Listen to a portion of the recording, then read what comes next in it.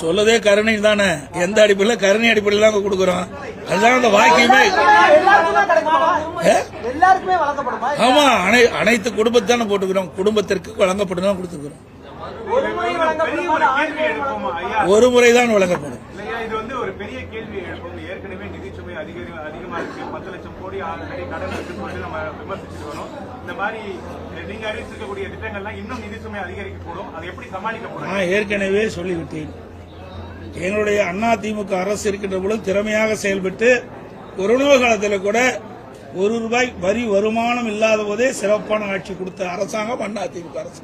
அதனால் வருவாயை பெருக்கி நாங்கள் அறிவிக்கப்பட்ட நலத்திட்ட உதவிகள் முழுமையாக வழங்கப்படும். தமிழ்நாட்டில் எத்தனை குடும்பத்துக்கு தர மாதிரி இருக்கும்? இந்த 10,000 ரூபாய் தரது பதிலாக வரியை கம்மி